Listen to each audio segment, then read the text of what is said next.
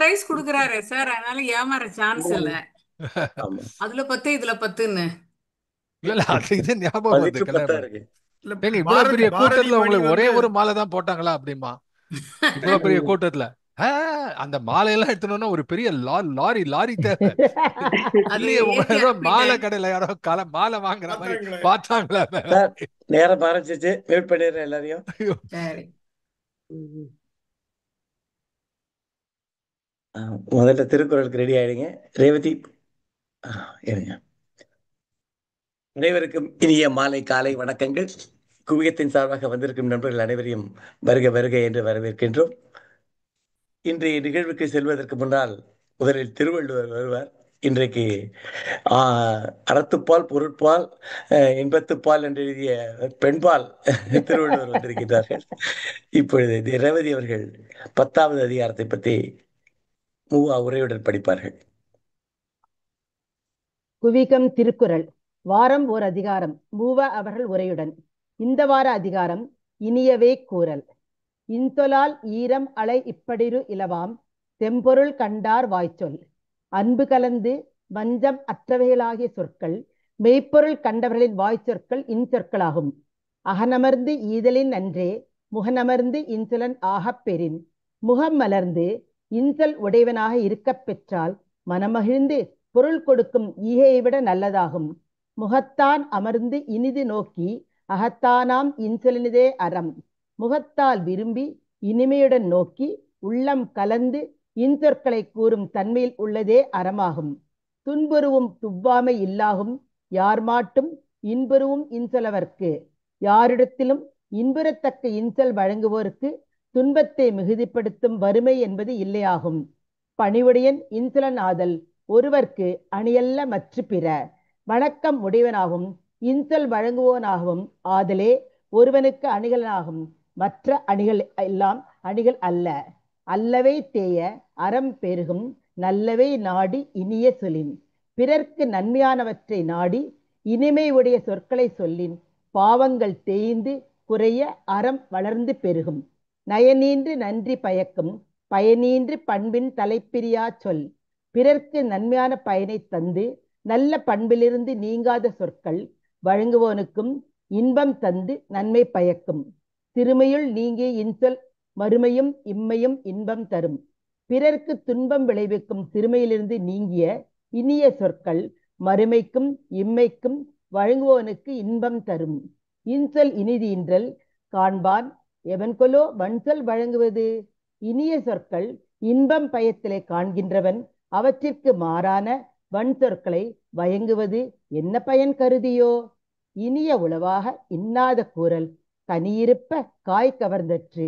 இனிய சொற்கள் இருக்கும்போது அவற்றை விட்டு கடுமையான சொற்களை கூறுதல் கனிகள் இருக்கும்போது காய்களை பறித்து தின்பதை போற்றுது. நன்றி, வணக்கம். நன்றி நன்றி. அருமையான அதிகாரம் இன்றைக்கு. அதுவும் கடைசி பாடல் இனியவை கூறும்போது அந்த பாடல் இருக்க திருக்குறள் அப்படியே இன்றைக்கு ஃபுல்லாகவே இன்னைக்கு மனசில் எல்லாருக்கும் இன்னைக்கு உங்களுக்கு எல்லாம் ஞாயிற்றுக்கிழமை முடிகிறது. ஆனால் சில இந்திரன் சுரேஷ் என போன்ற பானுமதி அவங்களுக்கெல்லாம் இன்றைக்கு ஞாயிற்றுக்கிழமை துவங்குகிறது.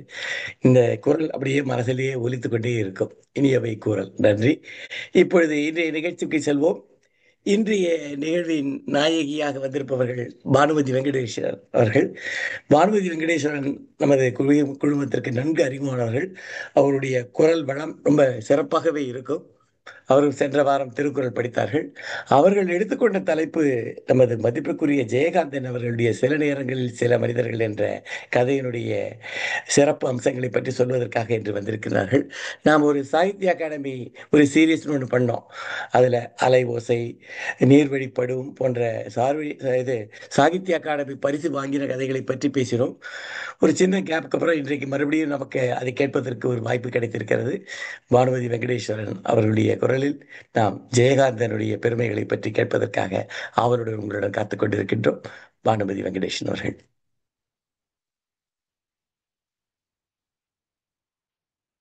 மியூட்ல இருக்கீங்க, அன்மியூட் பண்ணி. வணக்கம். இன்னைக்கு குவிகம் வாராந்திர நிகழ்ச்சியில சாகித்ய அகாடமி பரிசு பெற்ற நூல்களை பற்றி பேச வேண்டிய ஒரு நிகழ்ச்சி. இதுல ஜெயகாந்தன் எழுதிய சில நேரங்களில் சில மனிதர்கள் அப்படிங்கிற அந்த நாவலை பத்தி நான் பேசுறதுக்கு வந்திருக்கேன். எனக்கு கொஞ்சம் தைரியம் அதிகம் அப்படின்னு தான் சொல்லணும். ஏன்னா இது வந்து வாசிப்பதை நேசிப்பவர்கள் இருக்கிற ஒரு கூட்டம். வாசிக்கிறது மட்டும் இல்ல, நிறைய எழுதவும் செய்யறா. இங்க இருக்கிறவா நிறைய எழுதுறா. நல்ல நூல்களை வந்து விவாதிக்கக்கூடிய நல்ல அறிவார்ந்த ஒரு சபை. இங்க வந்து ரொம்ப தைரியமா நான் வந்து உட்காந்துட்டேன். அந்த சில நேரங்கள் இந்த அக்னி பிரவேசம் கதையில கெட்டின் அப்படின்னு அவன் அவளை கூப்பிட்டப்புறம் அவன் ஏதோ அசட்டு தைரியத்துல உள்ள போயிடுவாளே, அந்த மாதிரி நானும் இப்ப சுந்தரராஜன் சார் கேட்டார் பேசுற எல்லான்னு ஏதோ ஒத்துன்ட்டேன், தைரியமா வந்து உட்காந்துட்டேன். இதுல ஏதாவது தப்பு இருந்தா மன்னிச்சுக்கோங்க. நான் இது வந்து ஆக்சுவலா முன்னால ஒரு இது சொல்லிடுறேன். இது வந்து திறனாய்வு அல்ல, விமர்சனமும் அல்ல. இந்த நூலை படிச்ச அந்த கதையை படிச்ச உடனேயும் எனக்குள்ள எழுந்த ஒரு விஷயங்கள், நான் உணர்ந்த விஷயங்களை உங்களோட பகிர்ந்துக்கிறேன். அதுல ஏதாவது தவறு இருந்தா தயவு செஞ்சு நான் பேசின பிறகு சுட்டி காட்டுங்க. இப்ப நம்ம இந்த கதைக்குள்ள போகலாம். இது எல்லாரும் அநேகமா எல்லாரும் படிச்சிருப்பேன் அப்படின்னு தான் நினைக்கிறேன். ஏன்னா இது வந்து ஒரு சீக்வல். 1968 ஜெயகாந்தன் ஆனந்த விகடன்ல அக்னி பிரவேசம் அப்படின்னு ஒரு கதை எழுதினார். அது வந்து முத்திர கதையா வெளிவந்ததான். என்ன கதை அப்படின்னா, ஒரு பொண்ணு காலேஜ்ல படிக்கிற பொண்ணும், 17 வயசு, ஒரு பிராமண பொண்ணும், ஒரு ஏழ்மை நிலையில இருக்கிற குடும்பம். அவ பஸ் ஸ்டாண்ட்ல வெயிட் பண்ணிட்டு இருப்பான். இன்னைக்கு மழை கொட்டும் போது பஸ் வராது. கொஞ்சம் நஞ்சம் பக்கத்துல இருந்தவாழாம ஒரு பஸ் வரும், எல்லாரும் ஏறி போயிடுவா. இவன் மட்டும் தனியா நின்றுட்டு இருப்பா தன்னோட பஸ்ஸுக்காக. பஸ் வராது. அப்போ ஒரு பெரிய ஒரு படகு கார் வந்து நின்று அவளை நிக்கிறது அவளுக்கு கிட்டக்க. அவன் வந்து வா கெட்டின், ஐ வில் டிராப் யூன்னு சொல்றான். அவன் உடனே அவளும் ஏறிடுறா. அதுல நான் ஏதோ எப்படி ஏறினான்னு தெரியல, அவன் பாட்டுக்கு ஏறி உட்காந்துடுறா நான் ஒரு நம்பிக்கையில. அந்த காரே ரொம்ப அவ்வளவு ஆடம்பரமா இருக்கு. என்ன இந்த சீட் இவ்வளவு பெருசு இருக்கு, இந்த பின் சீட் வந்து ஒருத்தர் படுத்துக்கலாம் போல இருக்கேங்கிறா. அதுல இருக்கிற அந்த ப்ளூ கலர் லைட்டு, அவன் வந்து டவல் எடுத்து கொடுக்குறான் அவளுக்கு, தலையை தொடச்சுக்கோன்னா அந்த டவலே மெதுன்னு இருக்கு, அதுல லைட் எரியுறது. இதெல்லாம் அவளுக்கு எல்லாமே புது அனுபவம். ஒரு சாக்லேட்டை கொடுக்குறான் சாப்பிடுன்னு. இதெல்லாம் வந்து அப்பதான் அவன் பாட்டுக்கு அந்த சாக்லேட்டை சாப்பிட்டுன்னு இருக்கா. அப்பதான் அவளோட அந்த கார் வந்து அவன் வீட்டு பக்கம் போகாம வேற பக்கம் போறத அவளுக்கு உணர்றா. அந்த கார் வந்து அவன் வந்து அவளை தீவு திடலுக்கு கூட்டின்னு போய் பின் சீட்லயே வந்து அந்த கார்லயே வந்து அவளை கெடுத்துட்டு அப்பதான் அவள் அழ ஆரம்பிக்கிறா. என்னை கொண்டு வீட்டுல கொண்டு போய், தனக்கு என்ன நேர்ந்ததுன்னே அப்பதான் அவளுக்கு புரியுது. அதாவது அவளுக்கு இந்த கதையில எப்படி அவர் சொல்லியிருக்காருன்னா, இந்த கதையில அதை சொல்லல, பின்னால அதை வரும். அதான் எப்படின்னா, அவளுக்கு வந்து அது பிடிக்கல, அவன் தன்னை தொட்டது அவளுக்கு பிடிக்கல. ஆனா அது விளக்கவும் முடியல. கிட்டத்தட்ட அகலிகை மாதிரி. இந்த அக்னி பிரவேசத்துல அவன் அம்மா அந்த வார்த்தையை யூஸ் பண்றா, அகலிகை மாதிரி இருந்துட்டேன், அகலிகை மாதிரி ஆயிடுறா அவ. அப்போ அவன் என்ன பண்ணிடுறான், ரொம்ப கூலா அவ வீட்டுல இறக்கி விட்டுட்டு அவன் போயிடுறான். இவ அம்மா வந்து ஐயோ இருட்டி போயிடுத்து, ஒன்னும் பொண்ணை காணுமே, லைட்டும் இல்ல, அடிக்கை லைட்டும் ஏத்தின்னு காத்துன்னு இருக்கா. அப்போ இந்த இவ இருக்கிறது ஒரு ஒன்று கொடுத்தனம்னா பல குடுத்தனங்கள் சேர்ந்து இருக்கிற ஒரு இடம். அப்போ அந்த பொண்ணு வந்து அவ அம்மாட்ட, நல்ல வேளை அவ அண்ணா இல்ல அப்படின்னு அந்த இதுல அக்னி பிரவேசத்துல அப்படிதான் எழுதியிருக்காரு, அண்ணா வீட்டுல இல்ல. அவ அம்மாட்ட வந்து அவ அழுது நடந்ததெல்லாம் சொல்றா. அப்போ முதல்ல இவ அம்மா அவளை அடிச்சு அழுத ஆரம்பிச்சப்பறம் உடனே பக்கத்துல இருக்கிறவெல்லாம் வந்துடுறா. என்னாச்சு எதுக்கு அழறா, என்ன விஷயம்னு. ஒரு மாமி கூடத்துக்குள்ளேயே வந்துடுறா. அப்பா அடி பாவின்னு சொல்ல அவ அம்மாக்கு வாயை திறந்து விடுறா. ஆனா அது சொல்லக்கூடாது அப்படின்னு வாயை மூடிட்டு, இல்ல ஒண்ணும் இல்ல, இது பாருங்க, இந்த கொற்ற மழையில இப்படி இருட்டுல இப்படியா வருவா, கொஞ்சம் நின்று வந்தாதான் என்ன, பரீட்சை சமயத்துல எங்கேயாவது ஜுரம் வந்துட்டுனா என்ன பண்றது அப்படின்னு அந்த மாமியை அமுச்சுட்டோ. இவளை வந்து இப்ப என்ன பண்றதுன்னு அவ யோசிச்சு தன் பொண்ணை வந்து குளியல் அறைக்கு அழிச்சுன்னு போய் அவ தலையில தண்ணியை கொட்டி, இத வந்து நீ யார்கிட்டயும் சொல்லாத, ஏன்னு கேட்டா இத நீ இப்ப வெளியில சொல்லிட்டா சுத்தி இருக்கிறவா எப்படி எடுத்துப்பானா, ஐயோ இந்த நியூஸ் வந்து வெளியில, இந்த தெரிஞ்ச நியூஸ வந்து ஒரு குடும்பமே வந்து அழிஞ்சு போயிடுமே இது வெளியில தெரிஞ்சான்னு யாரும் யோசிக்க மாட்டா. தங் வீட்லயும் ஒரு பொண்ணு இருக்கே, அந்த பொண்ணுக்கு இந்த மாதிரி நடந்தா நம்ம எப்படி நடந்து போகணும்னு யோசிக்க மாட்டா. இத வந்து உன் வாழ்க்கையே அவ கெடுத்துருவா, அதனால நீ இதை யார்கிட்டயும் சொல்லாத அப்படின்னு தலையில தண்ணி ஊத்தி, நான் ஊத்தினது தண்ணி இல்ல நெருப்பு, நீ வந்து இப்ப அக்னி பிரவேசம் பண்ணிட்ட, அந்த அகலிகை மாதிரி உனக்கு ஆயிடுத்து உன் நிலைமை, நீ இப்ப அக்னி பிரவேசம் பண்ணியாச்சு, நீ புனிதமாயிட்ட, இத நீ மறந்துடும், இதை யார்கிட்டயும் சொல்ல மாட்டேன்னு சத்தியம் பண்ணுன்னு அவ அம்மா பொண்ணுட்ட சத்தியம் வாங்கிக்கிறா அப்படின்னு அந்த கதை வந்து முடிச்சிருப்பார். இப்ப இந்த கதை வந்து 1968 எழுதப்பட்ட கதை. அந்த நம்ம வந்து கொஞ்சம் நம்ம மனசால அந்த காலத்துக்கு போகணும். அந்த காலம் எப்படி இருந்த காலம், எப்படிப்பட்ட ஒரு சூழல் இருந்தது, அந்த சமயத்துல இப்படி ஒரு கதை அவர் எழுதியிருக்காரு அப்படின்னா நான் அப்படியே பிரமிச்சு போனேன். ஆஹா, தன்னை சுத்தி உள்ள அந்த உலகத்து மேல அவருக்கு எவ்வளவு ஒரு அக்கறை இருந்தா, அன்பு இருந்தா அவர் இப்படி ஒரு கதை எழுதியிருக்க முடியும்னு. ஆனா அப்ப வந்து இதுக்கு மிக கடினமான ஒரு மிகப்பெரிய அதிர்வலையை ஏற்படுத்தி தான் ரொம்ப நிறைய எதிர்ப்பு வந்திருக்கு. இதற்கு எதிர்வினையா சில கதைகள் எல்லாமும் எழுதினாளாம். ஆனா அதுக்கப்புறம் இது உடனே ஒரு 1 இயர்ல அவர் தொடர்கதை எழுத ஆரம்பிச்சிட்டாருன்னு நினைக்கிறேன். ஏன்னா அது புஸ்தகமா வந்ததே 70லயே வந்துடுத்தோம். அதனால அவர் வந்து தொடர்கதையா தினமணி கதிர்ல காலங்கள் மாறும் அப்படின்னு எழுத ஆரம்பிச்சிருக்காரு. காலங்கள் மாறும், முதல்ல காலங்கள் மாறும் தான் டைட்டில் கொடுத்திருக்காரு. அப்புறம் தான் சில நேரங்களில் சில மனிதர்கள்னு மாத்திருக்காரு. அக்னி பிரவேசத்துல வந்து ஒரு விதமான கருணை அப்படின்னா, சில நேரங்களில் சில மனிதர்கள்ல இவர் காமிச்சது வேற விதமான கருணை சொசைட்டிக்குள்ள. அது வந்து நம்ம அந்த கதையை வந்து நம்ம ஃபுல்லா படிக்கும் போதுதான் நம்ம அதை உணர முடியும். அது வந்து இந்த கதையில அவர் எப்படி கொண்டு போறாரு அப்படின்னா, ஒரு ஹைப்போதெட்டிக்கலா திங்க் பண்றார். என்னன்னா, ஒரு அவர் சொன்னது அந்த அம்மா எப்படி நடந்துக்கணும், அந்த குழந்தையை காப்பாற்ற வேண்டியதுதான் அவன் அம்மாவோட கடமைன்னு அவர் அந்த எழுதியிருக்காரு. ஆனா அப்படி நடந்துக்காம ஒரு அம்மா சாதாரண ஒரு அம்மா மாதிரி நடந்துட்டா அந்த பொண்ணோட லைஃப் என்ன ஆகும் அப்படின்னு திங்க் பண்ற. அப்ப அந்த கதை வந்து கொஞ்சம் மாறுறது எப்படின்னா, அந்த வீட்டுல அந்த பொண்ணு வரும்போது அவன் அண்ணா வீட்டுல இருக்கான். அவன் அம்மாட்ட வந்து அழறா நடந்ததை சொல்லி. அவன் அம்மா உடனே அந்த பொண்ணை போட்டு அடிக்கிறா, என்னடி பாவி கெடுத்துட்டியடி குடும்பத்தை அப்படி இப்படின்னு.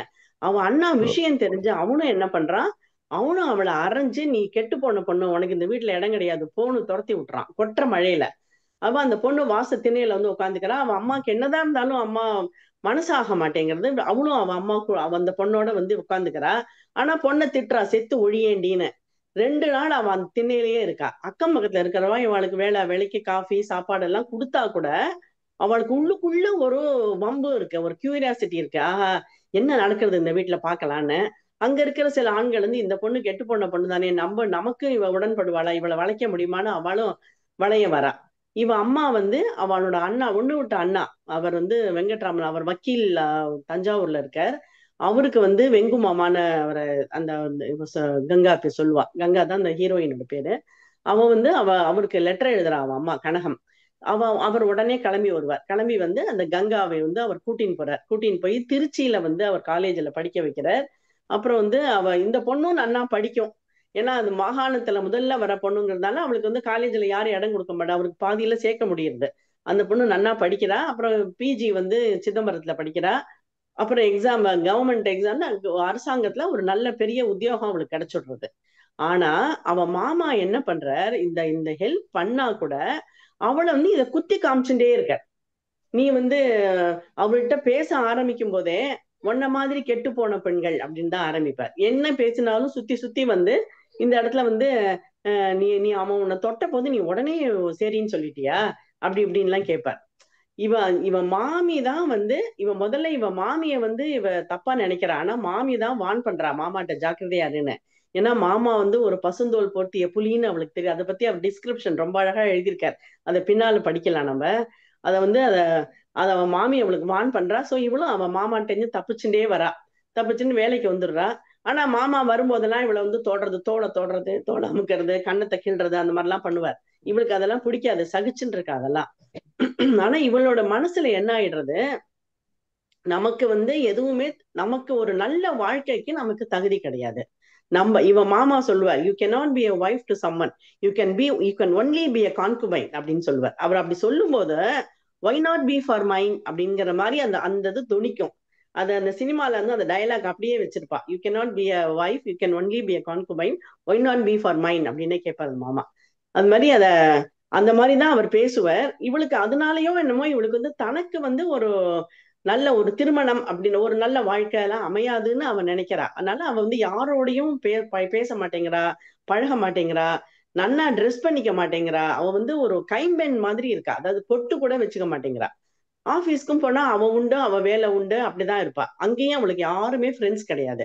அந்த பியூன் வந்து அவ மேல ரொம்ப மரியாதை. அவன் வந்து பாக்கி பேரெல்லாம் மதிக்க மாட்டான், இவள்கிட்ட ரொம்ப மரியாதை. யாருக்காவது ஒரு உதாரணம் காட்டணும், இவ மாதிரி இருக்கணும்னா அவன் அந்த கங்காவை தான் சொல்லுவான், கங்கா மேடம் மாதிரி இருக்கணும்னு. அப்படிப்பட்ட கங்கா பின்னால எப்படி மாறுறாங்கிறது தான் இந்த கதை. அது வந்து அவன் வந்து ஒரு நாள் என்ன ஆகும், இவ அம்மா வந்து இதே மாதிரி மழை கொட்டி மழையா இருக்கும், இவ வர்றது லேட் ஆகும் ஆபீஸ்ல இருந்து வரதுக்கு. இவ அம்மா பஸ் ஸ்டாண்டுக்கு போவா பாவம் கொடையை எடுத்துட்டு. அதுக்குள்ள அவ இறங்கி வந்துருவா, விடு விடு விடுன்னு வேகமா நடந்து வருவா அவ அம்மாவை லட்சியம் பண்ணாம. இந்த 12 வருஷத்துல என்ன ஆயிடும், இவளுக்கு இவ அம்மா மேல அடி மனசுல ஒரு கோவம் இருக்கு, தான் அம்மா தான் தன் வாழ்க்கையை பாழாக்கிட்டான்னு. அதனால அம்மாவை வந்து அம்மாவோட பேச்சு அதிகம் கிடையாது, பேசுறத கொஞ்சம் நிறுத்திட்டா. அம்மானே கூப்பிடுறது இல்ல, ஏதோ வீட்டுல இருக்கானே தவிர அம்மாவுக்கு வேணுங்கிற பணம் எல்லாம் கொடுக்குறா. பட் அம்மாவுக்கு ஒரு நாள் அம்மா புடவையை தைச்சுட்டு உடனே புது புடவை வீட்டுக்கு வந்துடும். சட்டை இது இருந்தா புதுசா உடனே கிளாஸ்கோ மில்ல சட்டை துணி வாங்கி கொடுத்துருவா. வீட்டுல எல்லாம் அது வரைக்கும் அவ அம்மா வந்து மாச கடைசின்னா ஒரு கரண்டி எடுத்துட்டு பக்கத்தாத்தெல்லாம் போய் துவரம்பருப்பு, ஒரு கரண்டி துவரம்பருப்பு இருக்குமா, ஒரு கரண்டி காப்பி பொடி இருக்குமான்னு கடன் கேட்டுட்டு இருந்தவ இன்னைக்கு வந்து அவளுக்கு எல்லாம் ஃபுல்லா இருக்கு வீட்டுல. அவ கையில 300 ரூபாய் பணம் இருக்கு. அவ 300 ரூபாய் பணத்தை அவ பார்த்ததே கிடையாது. 300 ரூபாய் பணம் கொடுக்குறா. அதனால அவ அம்மா நிறைய சாமான் வச்சுன்னு இவ மத்தவாளுக்கு கடன் கொடுக்குற அளவுக்கு அவளோட ஸ்திதி வந்து அவ அம்மாவோட இது உயர்றது. ஆனாலும் பொண்ணு பேச மாட்டேங்கிறா. பேசாம ஒரு அன்னைக்கு அந்த ஆபீஸ்ல இருந்து வரும்போது அவ என்ன பண்ணுவா, ஒரு புஸ்தகத்தை வந்து விட்டெறிவா அவ அம்மாட்ட. நீ அதுல வந்து இந்த அக்னி பிரவேசம்ங்கிற கதை வந்திருக்கும். அந்த ஆர்கேவி அப்படிங்கிற ஒரு ரைட்டர் அந்த கதையை எழுதியிருக்கார் அப்படின்னு எழுதுறாரு. அந்த அந்த அக்னி விஸ்வநாத சர்மாங்கிறவர் எழுதியிருக்காரு அப்படின்னு. ஆர்கேவின்னா இவ வந்து அந்த அந்த கதை என்னன்னா இவளோட கதை தான். அந்த அக்னி பிரவேசம் இவளோட கதை தானே, அதை படிங்கிற மாதிரி அது தூக்கி எறிவா. அம்மாட்ட விட்டு எறிஞ்சப்பறம் அவன் அம்மா அதை படிச்சு பாக்குறா.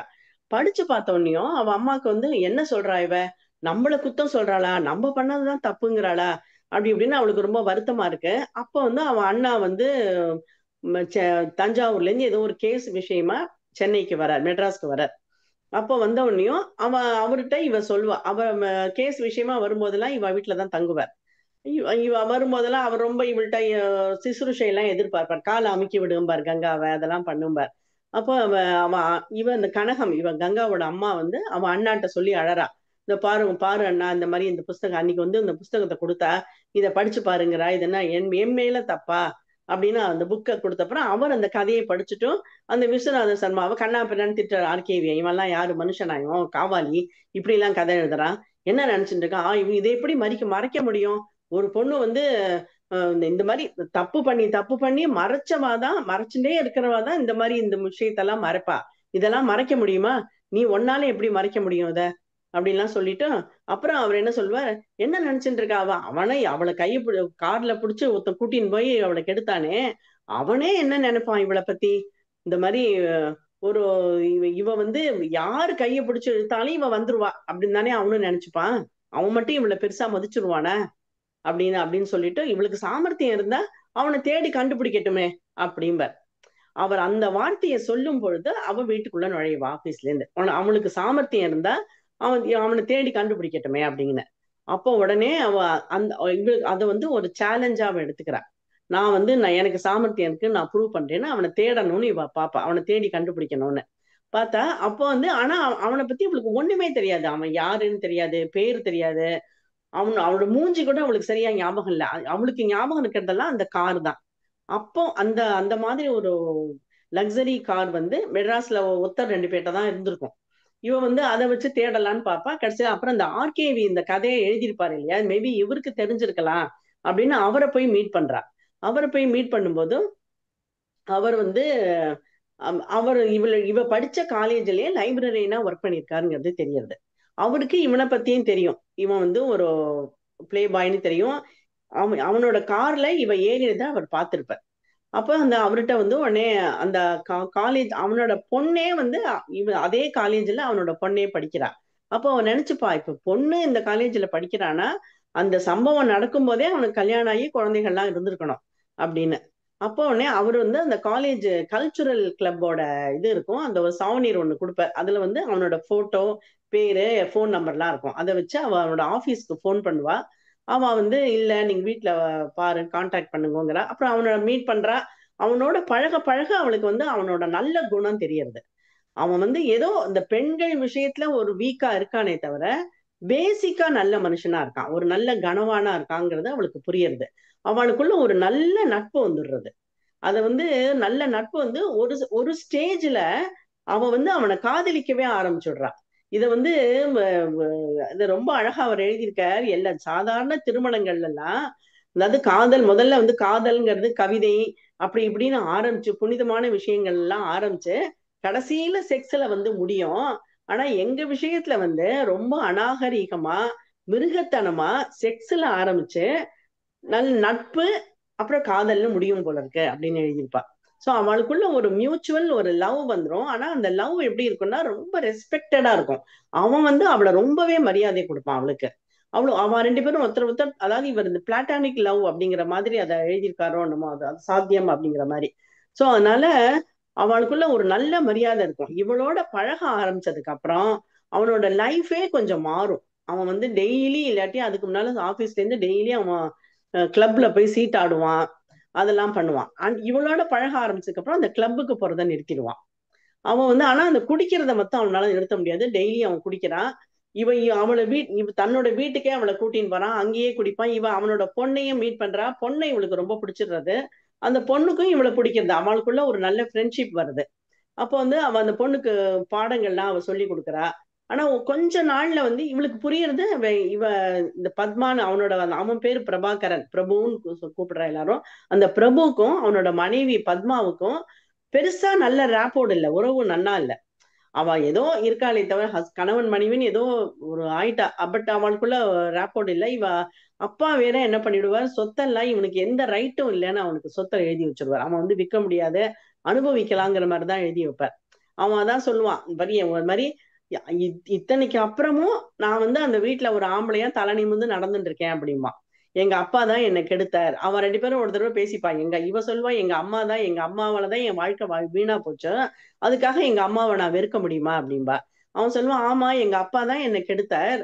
ஏன்னா ஒரு பையனை கெடுக்கணும், ஒரு குழந்தைய கெடுக்கணும்னா ரொம்ப சுலபம். அவன் சின்ன வயசுல அவன் கேட்டதெல்லாம் வாங்கி கொடுத்த, அவன் கையில அளவுக்கு அதிகமா பணம் கொடுத்தா போறோம். என்னோட சின்ன வயசுல எங்க அப்பா எனக்கு தினைக்கும் 10 ரூபாய் பேக்கெட் பண்ணி கொடுப்பார்.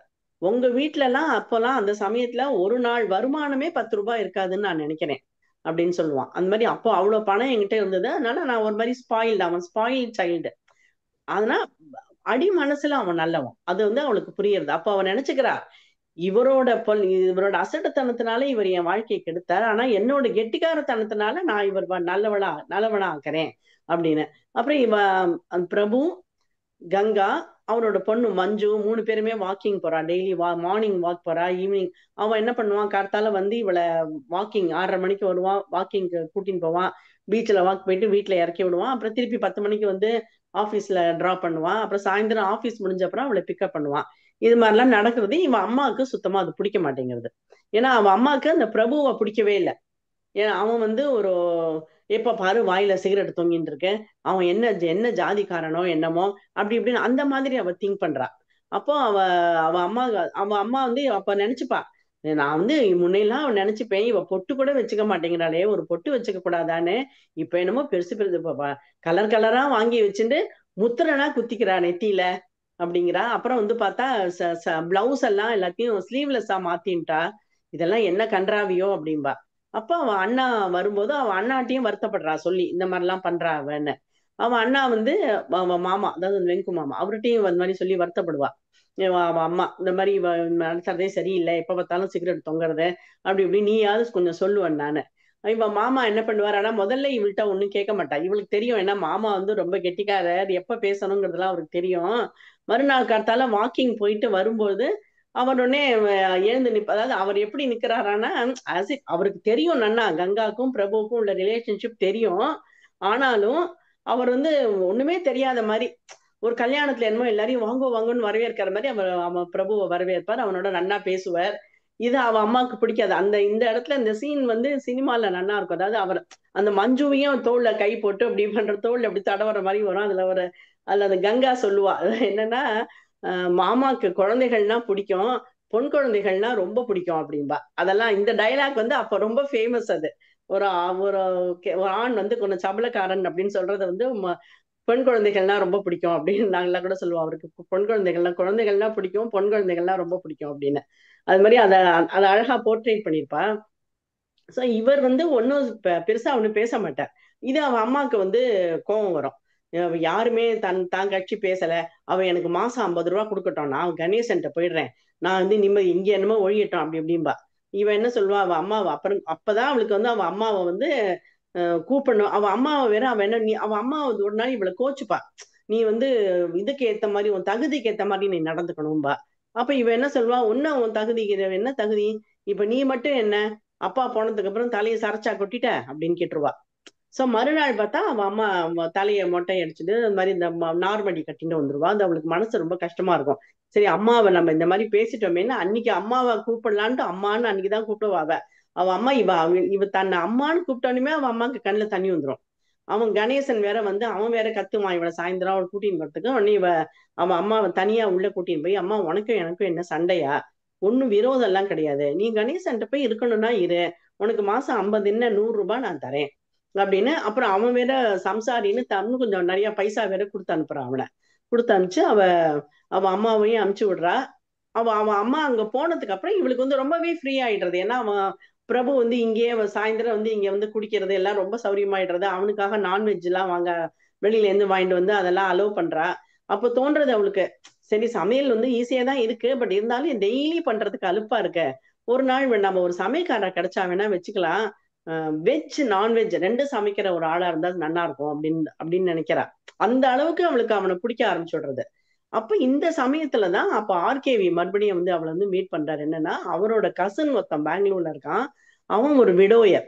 அவனுக்கு கல்யாணம் 2ஆம் கல்யாணம் பண்ணணும்னு பாக்குறதுக்கு பார்த்துட்டு இருக்கோம் நாங்களாம்.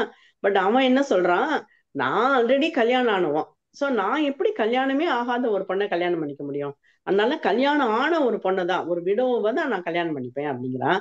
அப்ப எனக்கு வந்து உங்களை கூட தோணித்து உங்களை ரெஃபர் பண்ணலாமேன்னு, உங்க அண்ணா நம்பரோ உங்க அம்மா நம்பரோ இருந்தா கொடுங்க, நான் பேசுறேன் அப்படின்பாரு.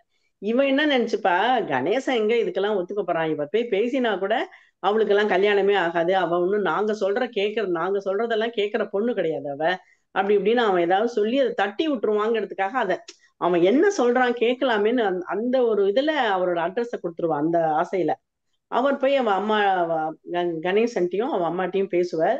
2 நாள் ஒரு 4 நாள் கழிச்சு அவன் அம்மா வருவா சாயந்தரம். வந்தோடனே சரி இவளுக்கு தெரியறது ஏதோ அவன் அம்மா வந்து ஏதோ உருளைக்கிழங்கு அல்வா கொடுத்து, இது பாதாம் அல்வா என்னன்னு சாப்பிட்டு பாரு, பாதாம் அல்வான்னு. இல்ல உருளைக்கிழங்கு அல்வா தான், பாதாம் எசன்ஸை தான் விட்டேன் அப்படி இப்படிம்பா. இவளுக்கு என்ன அம்மா வந்து எனக்கு என்ன இப்ப எதுக்கு இங்க வந்திருக்கா, என்ன உருளைக்கிழங்கு அல்வா பண்ற ரெசிபி சொல்றதுக்கா வந்திருக்கா, இல்ல வேற ஏதோ விஷயம் இருக்குன்னு நினைச்சுக்கிறா. அதே மாதிரி அவன் அம்மா ஆரம்பிப்பா, இந்த மாதிரி அந்த ஆர்கேவிங்கிற கதை எழுதுறவர் வந்தாரே, வெங்கு அண்ணா கூட அவரை திட்டினா, கண்ணா காவாலி கீவாலின்னு, பட் இவ்வளவு நல்ல மனுஷனா இருக்கார், அவர் வந்து ஒரு வரன் கொண்டு வந்திருக்கார், உனக்கும் நல்ல வாழ்க்கை அமையணும்னு நான் ரொம்ப ஆசையா இருந்தேன், நீ வந்து கல்யாணம் பண்ணிக்கோ, இந்த கல்யாணத்துக்கு ஒத்துக்கோ அப்படின்னு சொல்லுவார்.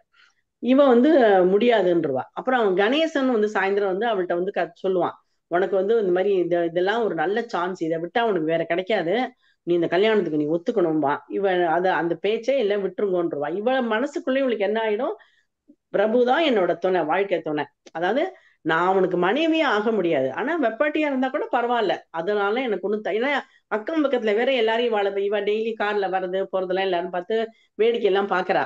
அதனால அதை பத்தி அவன் கவலைப்படல, அது யார் வேணா என்ன வேணா நினைச்சுக்கிட்டோம், அதனால எனக்கு ஒன்றும் பயம் இல்லை, அது கவலை இல்லைன்னு நினைச்சுக்கிறா.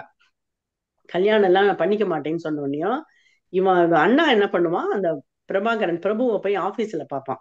பார்த்து இந்த மாதிரி கங்காக்கு வந்து ஒரு வரன் வந்திருக்கு, ஆனா ஒத்துக்க மாட்டேங்கிறா அப்படின்னு சொல்லிட்டு ஒரு இழுத்து நிறுத்துவான். என்ன எப்படி அதாவது நீ அவளோட பழகின்னு இருக்கிற வரைக்கும் அவன் ஒத்துக்க மாட்டா அப்படின்னு அவன் சொல்லணும்னு வருவான், பட் அவன் சொல்ல வராது.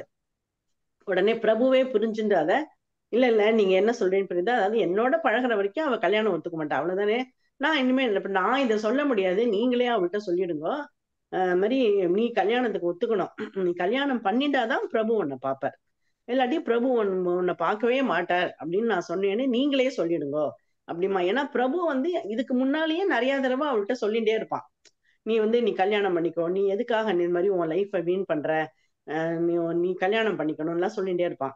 சோ இவளுக்கு ஒரு நல்ல வாழ்க்கை அமையணுங்கும் போது நான் அதுக்கு குறுக்க நிக்க மாட்டேன்னு டக்குன்னு ஒத்துண்டுருவான். அப்ப இவனுக்கு வந்து அந்த கணேசனுக்கே ஆஹா, இவன் எவ்வளவு பெரிய ஜென்டில்மேன், நம்ம என்ன நினைச்சோம், இவள் சொன்ன அப்புறம் என்ன இதை எதுக்கு என்கிட்ட சொல்ற, உன் தங்கைட்ட போய் சொல்லுன்னு அவன் சொல்ல போறான்னு எதிர்பார்த்தேன், ஆனா இவன் அப்படியே சட்டுன்னு ஒத்துன்னு அதை விலகி போயிட்டா, போய் விலகிட்டானே அப்படின்னு அவனுக்குமே ரொம்ப ஆச்சரியமா இருக்கும். ஆனா இவன் உடனே என்ன பண்ணிடுவான், கங்காவை பாக்குறத நிறுத்திடுவான். 3 நாள் அவன் பெங்களூர் போயிடுறான். இவளுக்கு வந்து அவனை பார்க்கலங்கிறது இவளுக்கு ரொம்ப ஏக்கமாயிடும். ஆபீஸ்க்கு ஃபோன் பண்ணாலும் இல்ல எடுக்க மாட்டான், ஃபோன் பண்ணா எடுக்க மாட்டான், வீட்லயும் இல்ல. அப்போ ஒரு நாள் முடியாம வீட்டுக்கே வந்துருவா. வீட்டுக்கு வந்த உடனேயும் அவன் பொண்ணு அந்த மஞ்சு சொல்லுவா, அப்பா வந்து ஊர்ல இல்லையே, பெங்களூர் போயிருக்காரே, உங்கள்கிட்ட சொல்லாமலா போனார், இன்னைக்கு வந்துருவாருன்னு நினைக்கிறேன்பா. அப்புறம் அன்னைக்கு அடுத்த நாள் வந்து இவ அந்த லஞ்ச் பிரேக்ல அவனுக்கு ஃபோன் பண்ணும்போது அவ இது மாதிரி சொல்றா, நீங்க இத்தனை நாள் வரல, என்ன பார்க்காம இருந்துட்டேன், என்ன ஏதுன்னா அவ சொல்லுவான், இல்ல இல்ல நீ வந்து உனக்கு நீ கல்யாணம் பண்ணிக்கோ, நான் உனக்கு அதுதான் நான் இனிமே உன்னை ஒரு உனக்கு கல்யாணம் ஆற வரைக்கும் நான் உன்னை மீட் பண்ண மாட்டேன், இவ்வளவுதான் அப்படின்னு சொல்லுவான். அப்போ அவ சொல்லுவான், இல்ல என் லைஃப்ல கல்யாணம் எல்லாம் கிடையாது, என்னை பொறுத்த வரைக்கும் நீங்க தான் என்னோட கணவருங்கிற மாதிரி. அதாவது அவ என்ன சொல்லிடுவா, I am ready to share my bed with you அப்படின்னு சொல்லிடுவா. அப்ப வந்து அவனுக்கு வந்து சி டோன்ட் டாக் நான்சென்ஸ்னு போனை வச்சிருவான். போனை வச்சுட்டு அப்புறம் திருப்பி இவ ஃபோன் பண்ணும்போதும் இதோட முடிஞ்சுடுத்து நம்மளோட ஃப்ரெண்ட்ஷிப், குட் பை அப்படின்னு சொல்லி போனை வச்சிடுறான். அப்ப இவளுக்கு உடம்பெல்லாம் எரியறது, இவளுக்கு அவன் அம்மா மேல அவ்வளவு கோவம் வருது. அன்னைக்கு ஆபீஸ்க்கு பர்மிஷன், வீட்டுல டெய்லி அவனோட பியூன் வந்து ஒரு டம்ளர் தண்ணி வைக்கிறான் வாசல் அவ டேபிள்ல. அவன் நினைச்சுப்பா எதுக்கு அவன் தண்ணி, அது குடிக்கவே மாட்டான். அன்னைக்கு அதை எடுத்து மடமடன்னு குடிப்பா. உடனே ஆபீஸ்ல பர்மிஷன் போட்டு வீட்டுக்கு வந்துடுறா. வீட்டுக்கு வந்தா அவன் அம்மாக்கு ஆச்சரியமா இருக்குன்னு, இவ்வளவு சீக்கிரம் வந்துட்டான்ட்டு என்னடி வீட்டுக்கு வந்துட்டு உடனே ரூம்ல போய் கதவை சாத்தின்றுவா. அவன் அம்மா என்னடி ஆச்சு, உடம்பு சரியில்லையா, காஃபி போட்டோமான்லாம் வெளியில இருந்து கேட்பா. இவன் பதில் சொல்ல மாட்டா. இவளுக்கு என்ன பண்றதுன்னே தெரியாது. அப்ப வந்து பார்த்தா அவன் ஒரு நாள் இவ வீட்டுக்கு வந்த போது அந்த குடிக்கிறதுக்காக கொண்டு வந்து வச்சிருந்த விஸ்கி பாட்டில், இந்த கிளாஸ் டம்ளர்லாம் இருக்கும், அதை எடுத்து ஃபர்ஸ்ட் குடிக்க ஆரம்பிச்சா. அப்படின்னு உடம்பெல்லாம் எரிஞ்சுது, எரியட்டுமே அப்படின்னு சொல்லி முடிச்சிருப்பார். ஆனா அந்த ஒரு பின் கதைங்கிற மாதிரி எழுதிருந்த என்ன பண்றாரு, இவ குடிச்சு ஒரு மாதிரி ஒரு குடிகாரிங்கிற அளவுக்கு ஆயிடுறா. இவன் ஆபீஸ்ல வந்து மிஸ்ஸஸ் சாம்வேல்னு ஒரு ஆங்கிலோ இண்டியன் இருப்பா. அவ வந்து ஸ்மோக் பண்ணுவா, ட்ரிங்க் பண்ணுவான்னு எல்லாருக்குமே தெரியும். இவ அந்த கங்கா வந்து லஞ்ச் பிரேக்ல அந்த சாம்வேலோட சேர்ந்துட்டு சாப்பிட்டு ஸ்மோக் பண்ணி எல்லாம் பண்ணுவா, ட்ரிங்க் பண்ணுவா, அவளோட சினிமாக்கெல்லாம் போவா. அப்புறம் சில சமயம் அவன் சாம்வேலும் அந்த மிஸ்ஸஸ் சாம்வேலும் வீட்டுக்கு வருவா. ஒரு நல்ல மாலையை குடித்து குடித்து மோசமா ஆக்குவார்கள்ங்கிற அளவுக்கு எழுதிவா. அந்த மாதிரி எழுதிப்பா. குடிச்சு ரகலை பண்ணி அப்புறம் இவளுக்கு ப்ரமோஷன் கிடைக்கும், 4 இலக்க சம்பளம் வந்துடும். அதை கொண்டாடுறதுக்கு மாடியில ஒரு பார்ட்டி எல்லாம் வைப்பா. அந்த மாதிரி அடிக்கடி பார்ட்டி எல்லாம் வேற போஸ்ட் பண்ணுவா. எல்லாமே காக்டெயில் பார்ட்டி தான். அது எல்லாரும் அக்கம் பக்கத்துல எல்லாம் வேடிக்கை பார்ப்பா. சோ இவ அம்மாக்கு இவளை கண்டா பிடிக்காம போயிடும். இவளுக்கு சாபம் கொடுத்துட்டு சபிச்சுட்டு அவ அண்ணாவோட அவ போயிடுறா. இவ லைஃப்ல வந்து இவ எல்லாரையும் இவளுக்கு மறந்து போயிடுறா. அவ வந்து அந்த இவனையும் மறந்துடுறா, பிரபுவையும் மறந்துடுறா, அவ அம்மா, அவ கணேசன், யாருக்குமே இடம் இல்லாம தனியா ஆயிடுறா. தனி மரமா அவ ஆயிடுறா. அதுதான் அப்போதான் இந்த படம் முடியும் போது இவ அப்படி ரொம்ப குடிகாரி. ஆனா இந்த ஆபீஸ்ல என்ன ஆகும், அதுக்கு முன்னாலெல்லாம் இவ யார்ட்டையும் கோச்சுக்க மாட்டா, கத்த மாட்டா. இப்போ வந்து ரொம்ப கோச்சுப்பா, கத்துவா. அப்புறம் அந்த பியூன் வந்து முன்ன இப்ப யாராவது பெண்களுக்கெல்லாம் உதாரணம் காட்டணும்னா எந்த கங்காவை காமிச்சானோ, அவங்கள மாதிரி இருக்கணும்னு உதாரணம் காமிச்சானோ, அவனே இப்போ இவ்வளவு மாதிரி இருக்கக்கூடாதுன்னு அவ்வளவு உதாரணம் காட்டுறான். அந்த அளவுக்கு அவ மாறிடுறா. ஒரு நாள் ஒரு டாக்ஸில வந்து இறங்கும் போது அவன் அந்த டாக்ஸிக்காரனோட பயங்கரமா சண்டை போடுவா. அதாவது தெருவே கூடி வேடிக்கை பார்க்குற அளவுக்கு சண்டை போடுவா. அப்புறம் 10 ரூபாய் எடுத்து அவன் மூஞ்சில விட்டு எறிஞ்சிட்டு போவான். அவன் வந்து இவன் ஒரு குடிகாரின்னு அவன் சொல்லிட்டு போவான். சோ இந்த மாதிரி எல்லாம் அவ அந்த அளவு அவ மாறிடுறா. பிரபு என்ன ஆயிடுறான், அவனுக்கு வந்து இவ கங்கா இந்த மாதிரி ஆயிட்டாங்கிறது அவனுக்கு ஒரு ஷாக்கிங் ஆகி அவனுக்கு வந்து யாரு மேலேயுமே நம்பிக்கை இல்லாம போயிடுறது. தான் பொண்ணு மேலேயே அவனுக்கு பயமா இருக்கு, பொண்ணு என்ன ஆவாளோன்னு. அவன் அங்கங்க சுத்தின்னு இருந்தவன் இப்போ ஒய்ஃபு கிட்ட சரணாகதி அடைஞ்சிருவான். ஒய்ஃபோட பேசாமலே இருந்தவன் ஒய்ஃபே இப்ப சரண்கிற மாதிரி ஆயிடுவான். ஒரு நாள் அவன் ஒய்ஃப் வந்து அவன்கிட்ட சொல்லுவா, நான் இன்னைக்கு தியேட்டர்ல வந்து அந்த கங்கா பொண்ணை பார்த்தேங்க, அவன் வந்து அந்த மிஸ்ஸஸ் சாமியலோட வந்திருந்தா, அதுக்கு வந்து என்ன அடையாளம் தெரியல, என்னை கண்டுக்கல, அதனால நானும் அதுதான் நம்மளை கண்டுக்கல, நம்ம எதுக்கு கண்டுக்கணும், நானும் கண்டுக்கல, ஆனா பார்த்தா பாவமா தாங்க இருந்தது அப்படின்னு சொல்லுவா. உடனே இவன் வந்து யாரு எப்படி போனா எனக்கு என்ன, அதெல்லாம் பத்தி எதுக்கு என்கிட்ட சொல்ற அப்படின்னு கத்தின அப்புறம் அதோட நிறுத்திடுவா. ஐயோ இங்க ஹஸ்பண்ட் மறுபடியும் மாறிட போறானேன்னு சொல்லிட்டு. சோ அதனால இதுதான், அதாவது இந்த சில நேரங்களில் சில மனிதர்கள் அப்படிங்கிறது வந்து எப்படி இருந்தவாலும் எப்படி வேணா மாறலாம் அப்படிங்கறதான் இதை வந்து இந்த ஜஸ்டிஃபை பண்ணிருக்க. ஆனா இந்த கதைக்கு வந்து அவர் வந்து ஒரு முன்னுரை எழுதியிருக்காரு. அது வந்து பியூட்டிஃபுல், ரொம்ப நல்லா இருக்கு. அதாவது சில சமயம் கதைகள் நல்லா இருக்கும், கதைகளை விட முன்னுரைகள் ரொம்ப நல்லா இருக்கும்னு நம்ம கேள்விப்பட்ட சிலதுல சொல்வா. சார் யாரோ ஒரு தடவை நான் ஒரு தடவை படிச்சேன், அதாவது முன்னுரைகளையே ஒரு பதிவா போட்டிருந்தா, நல்ல நல்ல முன்னுரைகள் அப்படின்னு சொல்லிட்டு. அது மாதிரி இந்த இதற்கு ஜெயகாந்தன் எழுதின முன்னுரை வந்து ரொம்ப, அவர் வந்து அதுலதான் எழுதியிருக்காரு. நீங்க எல்லாம் வந்து இந்த கதையை வந்து நீ நிறைய பேர் எனக்கு லெட்டர் எழுதினா இந்த கதையை நான் படிச்சுட்டோ, இது வந்து முடிவு எங்களுக்கு பிடிக்கல, முடிவை பத்தி என்ன இப்படி எழுதிட்டேலேன்னு சொல்லி எல்லாரும் எழுதினா.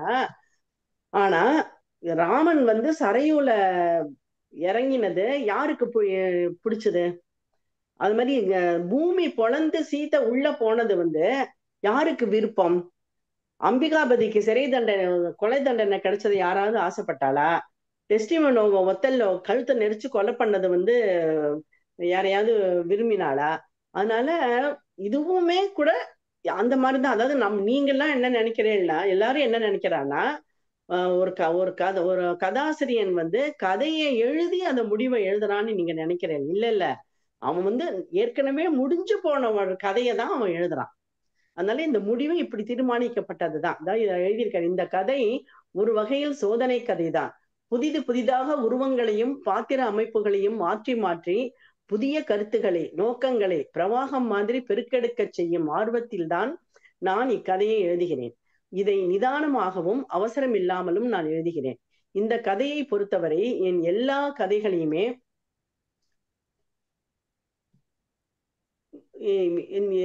கதைகளையுமே எல்லோருக்கும் இணக்கமாகவும் இருக்கும்படி எழுதுவதுதான் எனது நோக்கம்.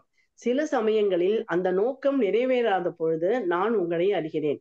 இது காம்ப்ரமைஸ் அல்ல, இது ஒரு உத்தியே ஆகும். எழுதுபவனுக்கு எவ்வளவு நிதானமும் ஆழ்ந்த அமைதியும் வேண்டுமோ அதே அளவு நிதான ரசனையும் ஆழ்ந்த ஈடுபாடும் உள்ளதுதான் சிறந்த ரசனையாகும் அப்படின்ட்டு அவர் வந்து அதான் எழுதியிருக்காரு. நீங்க வந்து இதாவது நம்ம வந்து இந்த கதையோட நோக்கம் என்னன்னா, நம்ம வந்து இந்த மாதிரி மனிதர்களை நம்ம வாழ்க்கையில சந்திக்கும் பொழுது அவளை வந்து நம்ம புரிஞ்சுக்கணும் கரெக்டா.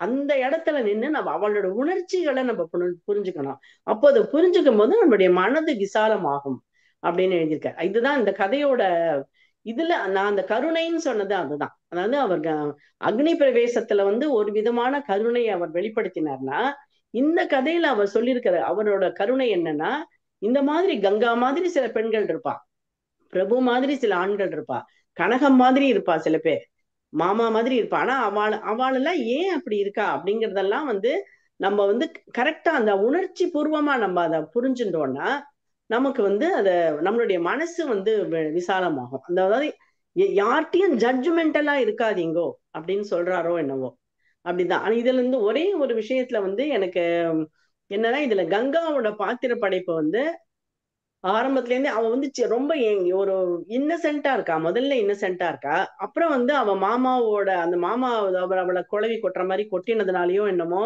அவளுக்கு வந்து ஒரு தனக்கு எதுக்குமே நல்ல விஷயத்துக்கு தகுதி இல்லைன்னு ஆறுது. தான் ஒரு கான்குபைனா தான் இருக்க முடியும்னு அவ நம்ப ஆரம்பிச்சுடுறா. அந்த மாதிரி ஒரு அவளோட பாத்திர படைப்பு அது அப்படியேதான் இருக்கு. அதுல வந்து அவளுக்கு வந்து ஒரு ஏமாற்றம் வரும்போது எப்படி மாறி போறா அப்படிங்கிறதுதான். அவ மாமா ஒரு தடவை சொல்லுவார், இவளுக்கு ஸ்திர புத்தி கிடையாது அப்படின்னு, உன் பொண்ணுக்கு ஸ்திர புத்தி கிடையாதுன்னு. அவ அம்மா மேல நமக்கு கோபமே வரல. ஏன்னா என்ன அவ அம்மா வந்து இப்படி பண்ணிட்டாளே, ஒரு பொண்ணோட வாழ்க்கையை சீரழிச்சுட்டாளேன்னு நமக்கு கோபம் வரல. ஏன்னா அந்த காலத்துல அவ அம்மா அப்படிதான் இல்லையா, பாவம் ஒரு விதவை. அவ வந்து அவ பிள்ளைகிட்ட டிபெண்ட் பண்ணியிருக்கா. அந்த மாதிரி இருக்கிற பெண்களுக்கு வந்து குழந்தைகள் மேல நிறைய எதிர்பார்ப்பு இருக்கும்.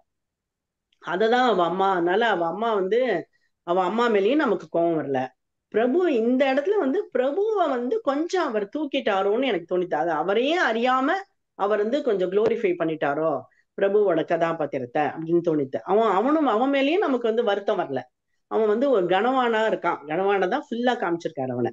சோ அதனால இது வந்து ஒரு மாமாவோட கேரக்டரைசேஷன் வந்து அவர் சொன்ன விதம் தான் ரொம்ப இதுவா இருக்கும். அது ஒரு நிமிஷம் பார்த்தோம்னால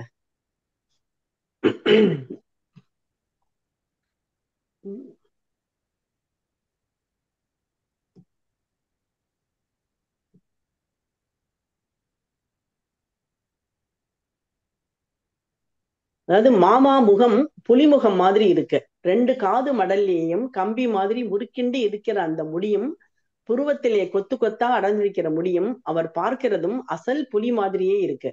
இந்த புலி என்னை பார்த்து சிரிக்கிறது, என்கிட்ட அன்பு காட்டுறது. எனக்கு ஆதரவா இருக்கு. ஆனாலும் இது புலி. நானும் சிரிக்கிறேன், பதிலுக்கு நன்றி காட்டுறேன். ஆனால் பாதுகாக்கவும் வேணும். இந்த சர்க்கஸ் 10 வருஷமா நடந்துட்டு இருக்கு. புலியை பழக்கிறது மட்டும் சர்க்கஸ் இல்லை, புலியோடு பழகிறதும் ஒரு சர்க்கஸ்.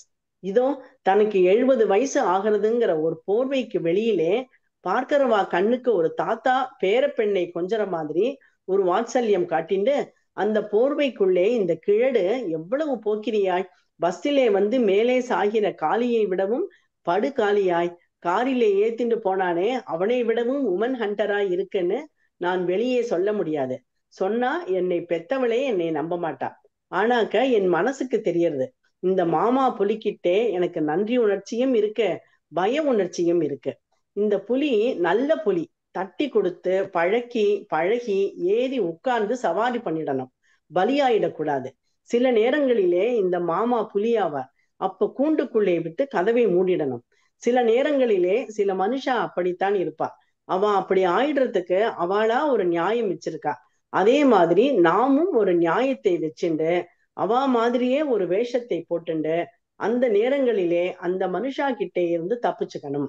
சில சமயங்களிலே எனக்கு நிறைய புத்திமதிகள் சொல்லுவார் அப்படின்னு அந்த மாமாவோட கேரக்டரைசேஷன் ரொம்ப அழகா அதை எழுதியிருந்த. அதான் சொல்ல, அதே மாதிரி அந்த பத்மா மேலேயும் நமக்கு வந்து எந்த வருத்தமும் வரல. ஏன்னா பத்மா வந்து அவனோட பிரபுவோட ஒய்ஃப்.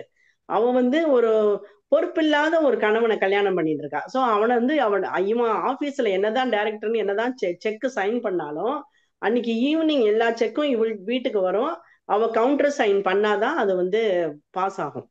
ஸோ ஏன்னா அவதானே ஹோல், இவனுக்கு பொறுப்பு இல்லை. ஸோ அவ எடுத்துக்கிறாங்கிறதுனால தப்பு. அந்த பொண்ணே மஞ்சுவே சொல்லும், அம்மாவை நீங்க சொல்லுங்க, ஹவு மம்மி இஸ் ராங் அப்படின்னு கேட்பாவ. ஏன்னா ஒரு தடவை அவன் சின்ன பையனுக்கு ட்ரிங்க்ஸை ஊத்தி கொடுத்துருவான். ஸோ இந்த மாதிரி இருந்தா அம்மா என்ன பண்ண முடியும்னு கேட்பா. அது மாதிரி இந்த பொண்ணு வந்து மஞ்சு வந்து யாரோ ஒரு பையனோட ஃப்ரெண்டா பழகிறேன்னு சொல்லுவா. அதை வந்து அவன் அம்மாவால புரிஞ்சுக்க முடியாது. பையனை ஒரு ஆம்பளையும் பொம்பளையும் பழகினாலே அது காதல் தானா அப்படின்னு கேட்பா. அதை வந்து கங்கா வந்து இவன் பிரபு வந்து அவளை பத்தி பேசும்போதும் அவன் சொல்லுவா, கங்கா அவன்கிட்ட பிரபுட்ட சொல்றா, நீங்க எல்லாம் கவலைப்படாதீங்க, இன்னைக்கு அவன் சாமோட பழகிட்டு இருக்கா, நாளைக்கு வேற யாரோடய பழகிட்டோம், அவனோட இவனோட ஃப்ரெண்டு தான், அவன் தான் என்னோட லவ்வர்னு சொல்லுவா. அல்லது இந்த 2 பேர்கிட்டயுமே அவன் ஃப்ரெண்டா இருந்துட்டோம், இன்னொருத்தனை கல்யாணம் பண்ணிப்பா, இந்த 2 பேரும் வந்து அவளுக்கு அட்சதை போடுவான்னு சொல்லுவா. எனக்கு இதை படிச்ச உடனே ரொம்ப ஆச்சரியமா இருந்தது. ஓஹோ, 1970லயா 69 70லயே இதை எழுதியிருக்காரு இவர், எவ்வளவு பெரிய தீர்க்கதரிசி. ஏன்னா இப்ப நம்ம அதை பாக்குறோம். இப்ப வந்து ஃப்ரெண்ட்ஷிப் பிரேக்கப் அதெல்லாம் வந்து ரொம்ப சகஜமா இருக்கு. அதே மாதிரி இன்னொரு இப்ப சகஜமா இருக்கிற ஒரு விஷயத்தையும் அவர் எழுதியிருக்கார். அதாவது லிவ் இன் ரிலேஷன்ஷிப் அப்படிங்கறதெல்லாம் பழக்கத்துல வரல, ஆனா கான்செப்டா அதெல்லாம் ஒத்துக்க ஆரம்பிச்சிட்டோம் அப்படின்னு எழுதியிருக்காரு. அதுவுமே எனக்கு ஆச்சரியமா இருந்தது. ஓ, அப்பவே அது ஒத்துக்க மனச அப்படி வரும்னு அவர் யூகிச்சாரா, அவர் பார்த்தாரா தெரியல. ஆனா இந்த மாதிரி ஒரு தீர்க்க தரிசனம் வந்து ஆச்சரியமா இருக்கு. இதெல்லாம் மீறி நமக்கு அவர்கிட்ட இந்த கதையில எனக்கு ரொம்ப பிடிச்சது அந்த அவருக்கு இருந்த அந்த சமூக நேயம். அதாவது இப்படிப்பட்டவர்களும் சொசைட்டில இருப்பா, அவள்கிட்ட வந்து நம்ம பழகும் போது நம்ம மனசை விசாலமா ஆக்கிக்கணும் அப்படிங்கறத அவர் சொல்லி முடிச்சார் இல்லையா. அதுதான் அதை நம்ம கரெக்டா புரிஞ்சுட்டோம்னா அந்த கதை படிச்சத அதனுடைய நோக்கம் நிறைவேறிடும். இந்த இந்த நல்ல வாய்ப்பு அளித்த குவிகம் அமைப்புக்கு என்னுடைய நன்றி. ரொம்ப ரொம்ப அருமையா சொன்னீங்க பார்வதி மேடம். அந்த கதையை கொண்டு போன அந்த எழுதுல படிச்ச அந்த நிலைக்கே கொண்டு போயிட்டீங்கன்னு சொல்லணும். ஒரு கதையை கதை மாதிரி சொல்லி அதில் உள்ள கருத்துக்களை சொல்லி உங்களுடைய கருத்துக்களையும் சொல்லி ரொம்ப சிறப்பா சொன்னீங்க. அதுவும் சில நேரங்களில் சில மனிதர்கள் ஏன் இப்படி எழுதியிருக்காரு, ஏன் இந்த கேரக்டர் இப்படி இருக்குன்னா அதான் தலைப்பே.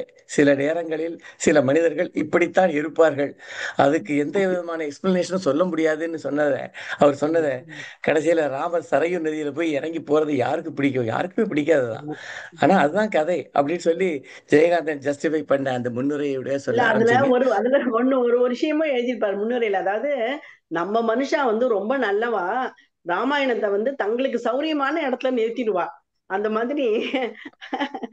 மாதிரி உங்களுக்கு இந்த கதையை எங்க நிறுத்தணுமோ அங்க நிறுத்திக்கோங்கன்னு சொல்லியிருக்காரு. இந்த முடிவு பிடிக்கலன்னா எங்க நிறுத்தணுமோ அங்க நிறுத்திக்கோங்க அப்படின்னு. இல்ல, அது ஒரு நல்ல ஒரு கான்செப்ட் தான். கதையை நமக்கு எந்த இடத்துல படிக்கும்போது நிறுத்தணும்னு தோணுதோ அந்த இடத்துல நிறுத்திக்கலாம். ராமாயணத்துல சொல்றாங்க எல்லாரும் பட்டாபிஷத்தோட நிறுத்திப்பாங்க, ஆமா அதுக்கப்புறம் நடந்த உத்தரகாண்டத்தை பத்தி யாரும் அதை பத்தி யோசிக்கவே மாட்டாங்க. அந்த மாதிரி அஹ் ஜெயகாந்தனுடைய சிறப்புகளை பத்தி ரொம்ப அழகா சொன்னீங்க. அவருடைய கேரக்டரைசேஷன் தான் ஒவ்வொரு கேரக்டரும் இப்ப நீங்க சொல்ல சொல்ல தான், அதாவது ஒருத்தர் ஒரு கதையை பத்தி சொல்லும்போது அந்த கதையை திருப்பி படிக்கணும்னு ஒரு எண்ணம் வரணும் அப்படின்னு சொல்லுவாங்க. அதுக்கு 100% மார்க் உங்களுக்கு தான் கொடுக்கணும். இந்த கதையை நான் இன்னொரு ஒரு வாரத்துக்குள்ள திருப்பி மறுபடியும் முழுக்க சில நேரங்களில் சிறமனிதர்களை படிக்கணுங்கிற எண்ணத்தை எனக்கு ஏற்படுத்துறீங்க. ரொம்ப நன்றி. அந்த இப்போ படத்தையும் பாருங்க, அந்த டாக்டர் படத்தையும் பாருங்க, யூடியூப்ல இருக்கு அந்த படம். எக்ஸலண்ட் அந்த படம். லக்ஷ்மியோட நடிப்புக்காக அந்த, அதாவது ஒரு படத்தோட வெற்றி ஒரு நாவலை படமாக்குறது வந்து நிறைய சமயம் தோல்வி அடைஞ்சிரும். என்னன்னா சரியான கேரக்டரைசேஷன், சரியான ஆட்களை போட மாட்டான். இதுல வந்து ஸ்ரீகாந்த், லக்ஷ்மி, ஒய்ஜிபி எல்லாருமே ஃபுல் 100% ஜஸ்டிஃபை பண்ணிருப்பா அந்த ரோலுக்காவா எடுத்த ரோலுக்கு. இதுல எனக்கு என்ன ஆச்சரியமா இருந்ததுன்னா, அந்த படத்தை வந்து 2 வருஷம் எடுத்தாலாம். ஏன்னா லக்ஷ்மியோட வந்து கால் ஷீட் வந்து ஒரு நாளைக்கு 2 மணி நேரம் தான் கிடைச்சதாம். அவ்வளோ பிஸி. ஒரு நாளைக்கு 2 மணி நேரம் தான் கால் ஷீட் கொடுத்தனால 2 வருஷம் அந்த படத்தை எடுத்தாலாம். அந்த படத்தை பார்க்கும்போது எனக்கு 2 வருஷம் எடுத்தாளா, அது எப்படி நடிக்க முடியும்? அப்ப வேற வேற படத்துல எல்லாம் நடிச்சுட்டு ஜஸ்ட் 2 ஹவர்ஸ்க்குள்ள அந்த கேரக்டருக்குள்ள பூந்துன்ற முடியுமா? எப்படி இப்படி நடிச்சிருக்கா அப்படின்னு ஒரு அந்த திருப்பி இந்த படத்தை பார்க்கணும்னு எனக்கு தோணித்து. யூடியூப்ல இருக்கு, டோன்ட் மிஸ், எல்லாரும் பாருங்க அந்த படத்தை. அதான் நீங்க இந்த படத்தை பத்தி சொல்லவே இல்லைன்னு கூட நினைச்சேன் நானு. ஆனா சொல்லாம கதையை பற்றி சொன்னது ரொம்ப சிறப்பா இருந்ததுன்னு சொல்ல நினைச்சேன். படத்தை பத்தி சொல்லிட்டீங்க, ரொம்ப நன்றி. இப்போ டாக்டர் பாஸ்கரன் அவருடைய கருத்தை சொல்லுவார். முதல்ல டாக்டர் பாஸ்கரன் இந்த நிகழ்ச்சியை பற்றி, இவருடைய கதை சொன்ன திறமையை பற்றி சொல்லுங்க. வாய் மூடி மௌனமாக இருக்கிறேன் அப்படின்னு சொல்றதுதான் கரெக்ட். ஏன்னா மேடம் பானுமதி வெங்கடேசன் வந்து எவ்வளவு அழகா ஒரு நாவலை சொல்ல முடியும். அது முதல்ல சொன்ன விமர்சனம் இல்லைங்க, விமர்சனம்லாம் வேண்டாம். தான் என்ன நினைக்கிறோமோ, படிக்கும்போது என்ன தோன்றுகிறதோ அது சொல்றதுங்கிறது ஒரு கலை. அது ரொம்ப பியூட்டிஃபுல்லா பண்ணாங்க மேடம். அந்த கதை முதல் சிறுகதையா வந்தது, அதுக்கப்புறம் அந்த கான்ட்ரவர்சிஸ், அந்த ஆரம்பிக்கும் போதே அந்த அந்த அந்த சில நேரங்களில் சில நாவலுக்குள்ள நம்மளை அழிச்சுன்னு போயிட்டாங்க மேடம். அவ்வளவு பிரமாதமா சொன்னாங்க. அதுக்கு பிறகு அந்த நாவலை பற்றி சொல்லும்போது முக்கியமான இடங்கள் மட்டும் நான் வந்து சரி ஒருவேளை நம்மள பேச சொன்னா நம்ம இதெல்லாம் சொல்லணும் அப்படின்னு சொல்ல ஒண்ணு ஒண்ணா அடிச்சுட்டே வராங்க. அவங்க எதையுமே விடல, அவ்வளவு அழகா. அதாவது அந்த நான் வந்து படத்தையும் நாவலையும் சேர்த்து தான் சொல்ல போறேன். நாவலை வந்து படிச்சதை பத்தி ஒரு சின்ன விஷயம் சொல்றது. எப்படி என் தாக்கம்னா, 3rd இயரோ 4th இயரோ படிச்சுட்டு இருக்கேன். அவ்வளவு படிக்கிற வழக்கம் கிடையாது. மெடிக்கல் புத்தகத்தையே ஒழுங்கா படிக்க மாட்டேன். ஸோ இது நாவல் படிக்கணும்னு சில நேரங்களில் சில மனிதனா ராணி முத்துல வந்தது முதல்ல. அதை எடுத்து ராத்திரி ஒரு 8:30 மணிக்கு படிக்கலாம் அப்படி ஆரம்பிச்சு 10:30 11 மணிக்கு படிச்சேன். மறுநாள் காத்தால 6 மணிக்கு ஓபிக்கு போனோம். சரி வச்சுடலாம் சொல்லிட்டு படுத்துனா தூங்கவே முடியல, புரண்டு புரண்டு படுக்கிறேன். சரி அதை முடிச்சுதான் அவனுக்கு திரும்பி படிச்சு காத்தால் 3 மணிக்கு அந்த நாவலை முடிச்சுட்டு அப்புறம் 1 மணி நேரம் அதில் தூக்கிட்டு ஹாஸ்பிட்டல் போனேன். அந்த மாதிரியான தாக்கத்தை கொடுத்த மிகச்சிறந்த நாவல். அது மிகச்சிறந்த முறையில வந்து பானுமதி மேடம் சொன்னாங்க. அவங்க சொன்ன ஒண்ணு அந்த கேரக்டரைசேஷன், அந்த சீன் ரொம்ப பிரமாதம். அந்த அப்படியே அது ஜெயகாந்தோட டைலாக் தானே அப்படியே வந்திருக்கும். அதுல காத்தால பால் வரும், அந்த பால் அழகா அந்த தலைப்புல தொடச்சுன்னே கதவை திறப்பா லக்ஷ்மி, அந்த கங்கா திறப்பா. அவ அம்மா வந்து அங்க ஈரத்துணியோட நார் போட்டுட்டு மொட்டை வச்சு கையில குறைத்த தண்ணியோட நிற்பா. அப்படியே ஷாக் ஆகி நிற்பான், என்னவா அப்படி பண்ணிட்டேன். அது சொல்லுவா, அது டைலாக் ஜெயகாந்தோடைய அந்த பிராமண பாஷைய ஜெயகாந்தனை மாதிரி யாருமே எழுத முடியாது. நாப்பா ஒரு தடவை சொன்னாராம், நான் பிராமணன் தான், ஆனா எனக்கு உன்ன மாதிரி அந்த பாஷையை எழுத வரல, உனக்கு எப்படி இப்படி வந்தது அப்படின்னு. அதை பத்தி பேசும்போது அவர் சொல்லியிருக்காரு ஒரு இன்டர்வியூல, இதுக்கான கரிச்சான் கொஞ்சம் இருக்காரு இல்லையா, அவர் வீட்டுல வந்து 1 மாசம் தங்கி இருந்தேன் இந்த பிராமண பாஷை முழுக்க கத்துக்க அப்படின்னு அவர் சொல்லியிருக்காரு ஒரு இதுல. ஸோ அதுல வந்து அந்த அந்த அந்த அம்மா வந்து சொல்லுவாங்க உடனே, அதனால என்ன, உண்மைய யார் சொன்னாலும் கேட்டுக்க வேண்டியதுதானே, நான் இதுதான் கரெக்ட், எனக்கு நீ சொன்னது நான் ஒத்துன்ட்டேன் அப்படின்ட்டு உள்ள போ அந்த சுந்தரி பாய். அப்படியே நமக்கு ஒரு நிமிஷம் நமக்குலாம் நின்று அந்த ஹார்ட் நின்று போற மாதிரி ஆயிடும். அப்படி ஒரு இடம் அது. அவ்வளவு அழகா ஜெயகாந்த் எழுத்துலயே அவர் எழுதியிருப்பார்.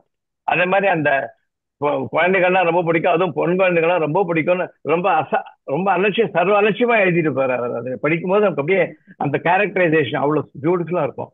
அதே மாதிரி அவர் தம்பி, அவர் அண்ணனா ஒருத்தன் நடிப்பான் அந்த படத்துல. கதையிலேயே அவரோட கேரக்டர் அப்படிதான் இருக்கும். அவன் எல்லாத்துக்கும் கோவம் வரும், நம்மளோட ஃபால்ஸ் ஏழை ஒன்றும் பண்ண முடியாது, இருந்தாலும் அவனுக்கு இந்த ஃபால்ஸ் கௌரவம் நிறைய இருக்கும். அதனால அவளை எங்க பார்த்தாலும் லட்சுமியை பத்தி அந்த அந்த கேரக்டர் கங்காவை திட்டிகிட்டே இருப்பான், நீ அப்படி பண்ணாது இப்படி பண்ணாது. அவன் வந்து ஒரு சட்டை கோட்டாங்கன்னு சட்டை எடுத்து போட்டுப்பான். நம்மளாம் வீட்டுல சட்டை போட்டுப்பான் இல்லையா, அவன் அந்த ஏழ்மை அடிக்க தினம் துவைக்க மாட்டான் போல, அதனால அந்த சட்டை எடுத்து போட்டுக்குவேன், ஒரு தாட்டி மூந்து பார்த்துட்டு அப்புறம் போட்டுப்பான், ஸ்வெட் அடிக்கிறதான். அவ்வளவு உன்னிப்பா கவனித்து அந்த கதையில ஒரு மாற்றம் இல்லாம எடுக்கப்பட்ட, அதாவது நாவல்கள் படங்களாகும் போது அந்த நாவலோட அது உண்மைத்துவம் போயிடும். அதெல்லாம் போகாம எடுக்கப்பட்ட படம் அது சில நேரங்களில் சில மனிதர்கள். அதனால அவங்க சொன்னது கரெக்ட், எல்லாரும் பார்க்க வேண்டிய படம் தான். இவங்களுடைய அணுகுமுறை எனக்கு ரொம்ப பிடிச்சது. இந்த மாதிரிதான் ஒரு நாவலை பத்தி எழுதணும் இல்ல பேசணும், இப்படிதான் பேசணும். அது எப்படி ஆரம்பிச்சது, அதோட ஆரம்பம், அதை பத்தி ஏதாவது விஷயம் இருக்கா?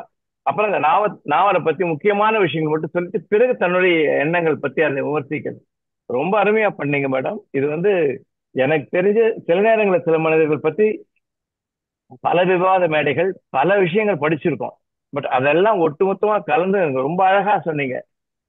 சுந்தரராஜன் சொன்ன மாதிரி எல்லாருக்கும் சிலம்பம் திருப்பி படிக்கணும் அப்படிங்கிற ஆசையை உண்டாக்கி நான் கூட இந்த முன்னுரை பத்தி சொல்லணும் அப்படின்னு எடுத்து வச்சிருந்தேன், புக் எடுத்து வச்சிருந்தேன். இப்ப நீங்க பேச ஆரம்பிச்சுக்கணும், அந்த முன்னுரை ரொம்ப சிறப்பா இருக்குமேனு. அதுல என்னென்ன சிறப்பான பாயிண்ட்ஸ் இருக்குங்கிறது இங்க அழகா ரொம்ப சொன்னேன். அதுல பழைய காதல் பத்தி எல்லாம் சொல்லிட்டு அந்த எழுத்தாளருக்கு முன்னாடியே முடிவு தெரிஞ்சு எழுதுறான். அவனுக்கு தெரிஞ்சிருச்சு பாஸ்ட், அவனை பொறுத்திருக்க அந்த கதை நடந்துருச்சு, அதாவது எழுத்து கொண்டுறான். ஆனா படிக்கிறவளுக்கு தான் அது இப்பதான் என்ன நடக்கும் தெரியல என்ன வாழ்க்கை. ஸோ எழுதுறவனோட காலத்துக்கும் படிக்கிறவனோட காலத்துக்கும் வித்தியாசம் இருக்கு. அது அவர் அழகா சொல்லுவார். எழுத்தாளனுக்கு அந்த கதை கடந்த காலம் பழசா நடந்துருச்சு, முடிஞ்சிருச்சாலும் முடிவு அவனுக்கு தெரியும். படிக்கிறவன் நிகழ்காலம் தெரியாது, அவனுக்கு எதிர்காலத்துல எப்படி முடிக்க போறாங்க கதையன்னு. அதனால முடிவை பத்தி நீங்க கவலைப்படக்கூடாதுங்கிற மாதிரி என்ன ஒரு சிந்தனை, ஒரு தீர்க்கமான சிந்தனை. ஒரு எழுத்துனா என்ன எழுதுறோம்னு தெரிஞ்சு என்ன ஒரு தீர்க்கமான சிந்தனைங்கிறது ஆச்சரியமான விஷயம். ஜெயகாந்தன் அவ்வளவு சிறப்பா இருந்தா, மிக சிறப்பாக சொன்னீர்கள் மேடம். சொன்ன அந்த 45-50 நிமிஷம் அந்த பக்கம் இந்த பக்கம் சிந்தனை போக விடாம அந்த கதை எல்லாரும் தெரிஞ்ச கதை தான், தெரிஞ்ச படம் தான், அவ்வளவு பிரமாதம் பண்ணியிருந்தீங்க. என்னோட பர்சனல் விஷயமா நான் சொல்லணும்னா இந்த படத்தை நான் மறக்கவே மாட்டேன். ஈகா தேட்டர்ல பார்த்த நல்லா ஞாபகம் இருக்கு. அது எனக்கு ரொம்ப பிடிச்ச கேரக்டர். அப்கோர்ஸ் அவன் சுந்தரி பாய் ஆகட்டும், நாகேஷ் ஆகட்டும், எல்லாரும் நல்லா பண்ணியிருந்தாங்க. இவரோட கதையை அப்படியே கொண்டு தேட்டர்ல பார்த்த மாதிரி இருக்கு. ஆனா அதுல எனக்கு ரொம்ப பிடிச்ச கேரக்டர் இந்த ஒரு ரைட்டரா ஒரு நாகேஷ் பண்ணியிருப்பான் ரோல். அதுல வர ரோல் தான் அவ்வளவு அழகா பண்ணி. சைக்கிள்ல போயிட்டே இருக்கும்போது என்னமா அப்பா சைக்குமான்னு கேட்டுனே சைக்கிள் ஓட்டுன்னு போவான். அந்த கண்டனை சொல்லுகிறேன் பாட்டு ஒண்ணு விஸ்வநாதன் பாடியிருப்பார். இந்த கதையோட தத்துவார்த்தமான இதை சுருக்கி ஒரு பாட்டா பாடியிருப்பாங்க. இந்த நாவலை திருப்பி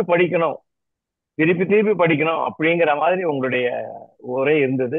இது விமர்சனம் அப்படி எல்லாம் எப்படியுமே பார்க்க வேண்டாம். உங்களுடைய அனுபவம், இந்த வாசிப்பு அனுபவத்தை நாங்க எல்லாருமே ஒத்துக்கிறோம். அது திருப்பி படிக்க வைக்கணும் அப்படிங்கிற அளவுல இருந்து மிக சிறப்பாக பேசினீர்கள்.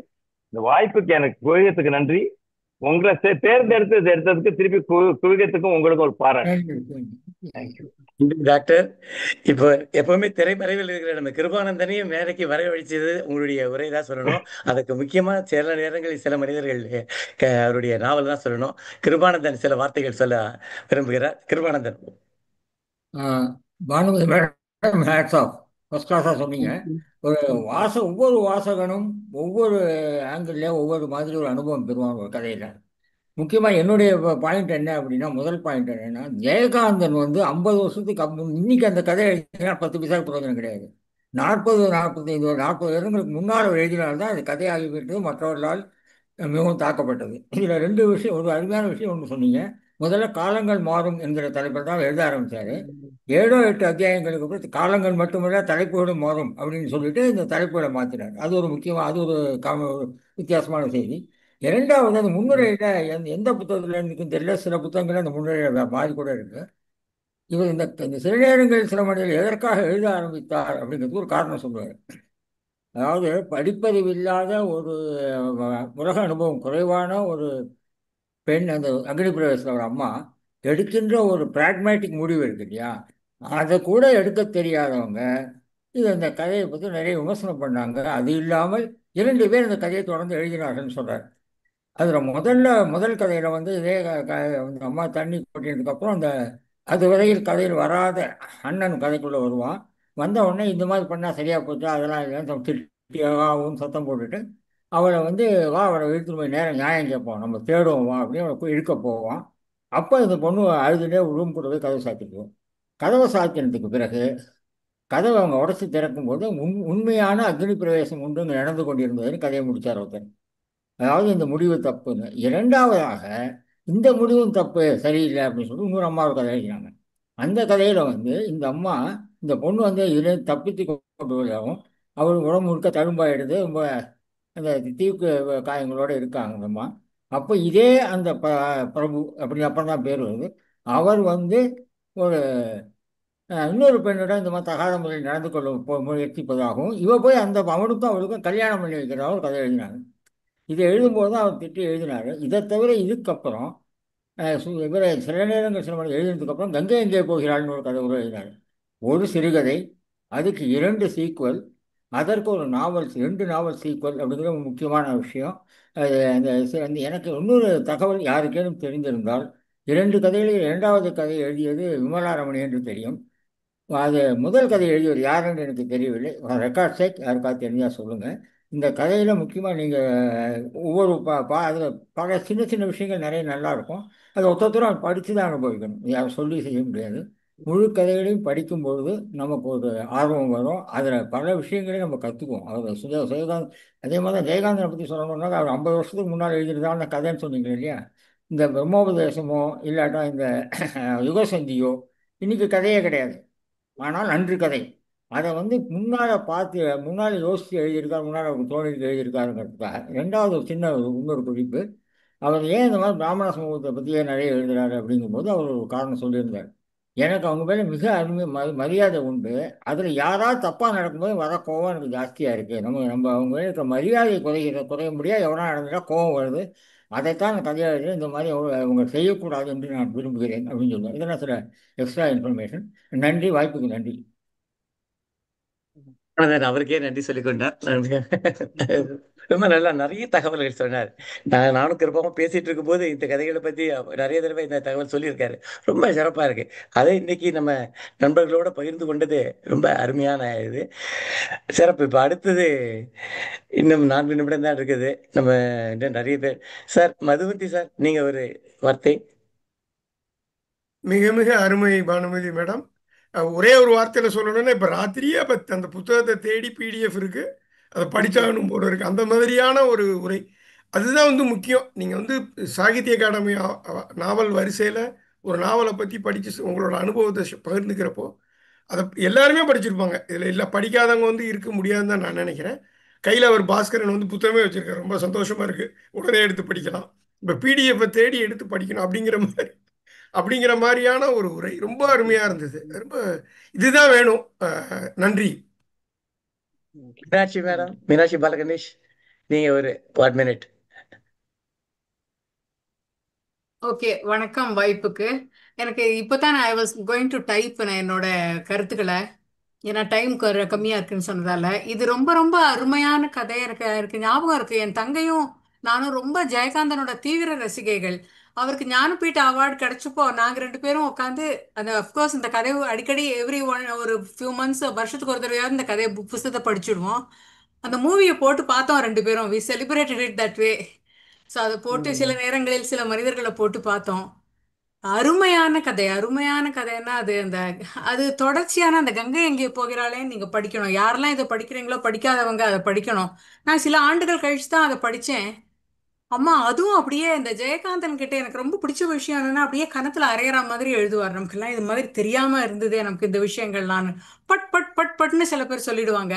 அத பானுமதி மேடம் விறுவிறு விறுவிறுன்னு சொன்னாங்க இல்லையா, அந்த விறுவிறுப்பு நான் அப்படியே அப்படியே பிரமிச்சு போய் பார்த்துட்டு இருந்தேன். எவ்வளவு அழகா அந்த அம்மா கதை சொல்றாங்க. நம்ம அப்ப எவ்வளவு இதுல இருந்து நம்ம பிக்கப் பண்ணிக்கணும் அப்படின்ட்டு எல்லாம் நினைச்சுட்டு யோசிச்சுட்டு இருந்தேன். கடைசியில் நறுக்குன்னு அப்படியே பட்டு கத்திச்சா போல 2 3 அழகான அவங்களோட கருத்துக்களை சொல்லி முடிச்சாங்கல்ல. ஃபென்டாஸ்டிக். வாய்ப்புக்கு நன்றி. Thank you madam. சார், வாவேசு சார், உங்களுடைய கருத்தை சொல்லி இந்த நிகழ்ச்சி நிறைவு செய்யலாம். முதலாவது, ஜெயகாந்தனுடைய மிகப்பெரிய ஆளுமை அது சினிமா எடுத்த போது அந்த விஷயம், அவரோட டயலாக். இதுல இதை தாண்டி இன்னைக்கு பானுமதி பேசினதை பத்தி பேசுற மாதிரி தான் அவங்களுடைய சக்சஸ். இத்தனை விஷயத்துக்கு நடுவுல அதை பேசுறோம் இல்லையா, ரொம்ப முக்கியமான விஷயம். இதுல நிறைய சொல்றதுக்கு இருக்கு. இதுல அவங்க எப்படி இதை இவ்வளவு பெரிய விஷயத்த, நான் ஆச்சரியப்பட்டது, வெரி டிஃபிகல்ட். இதை இந்த மாதிரி ஒரு கண்டென்ஸ் பண்ணி எடிட் பண்ணி எந்த இடத்தையும் விடாத சொல்றது தொடர்பா ஒரு மிகப்பெரிய கைத்தட்டு கொடுத்து உங்களை பாராட்டணும். இன்னைக்கு பானுமதி பேசுனது அவ்வளோ அருமையா இருந்தது. ஜெயகாந்தனை பத்தி சொல்லும்போது ஒரு பர்சனல் மேட்டர் சொல்றேன். இன்னைக்கு வந்து Jayakanthan is relevant even after 50 years. 2003 வந்து பாரதி விருது கொடுத்தாங்க 3 பேருக்கு. கலைத்துறையிலேருந்து ஏவிஎம் சரவணன், எழுத்துத்துறையிலேருந்து ஜெயகாந்தன், கல்வித்துறையிலேருந்து எனக்கு கொடுத்தாங்க. ஒரே மேடையில் நானும் ஜெயகாந்தன் சேர்ந்து விருது வாங்கினோம், பாரதி விருது.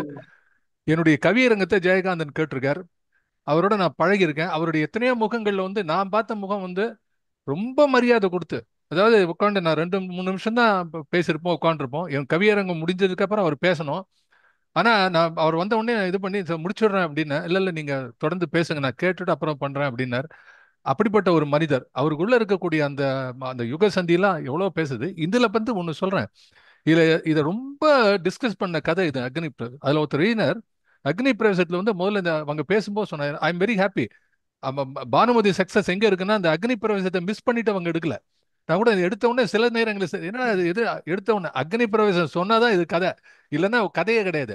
அத ஒரு 10 நிமிஷம் சொன்னா, ஒரு 5 நிமிஷம் கரெக்டா சொன்னாங்க.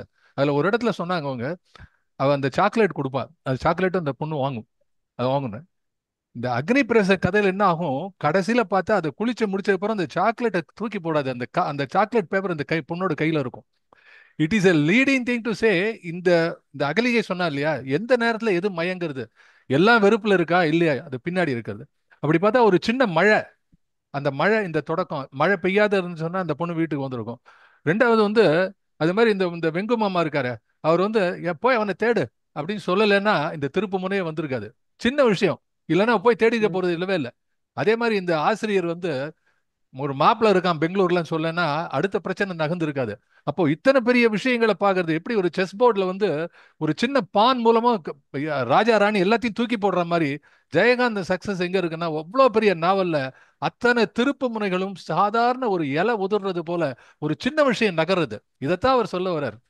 இதுதான் சில நேரங்களில் சில மனிதர்கள் உங்களை மாற்றுவதற்கு மிகப்பெரிய வேலை தேவையில்லை. வாழ்க்கையில ஒரு சின்ன கல்லு தடிக்க விழுந்துடுறான். அது மாதிரி வந்து வாழ்க்கையில சில முடிவுகள் எடுக்கும் போது எப்படி திசை மாறி போகிறது. இந்த 3-4 விஷயம் இல்லைன்னு சொன்னா இந்த நாவலே கிடையாது, இவ்வளவு பெரிய நாவல் கிடையாது.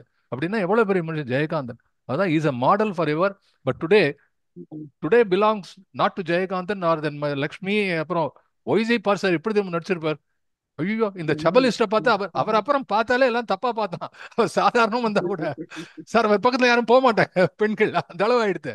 அப்படி இது எல்லாத்தையும் தாண்டி இன்னைக்கு ஹீரோயின் வந்து பானுமதி. Kudos to you.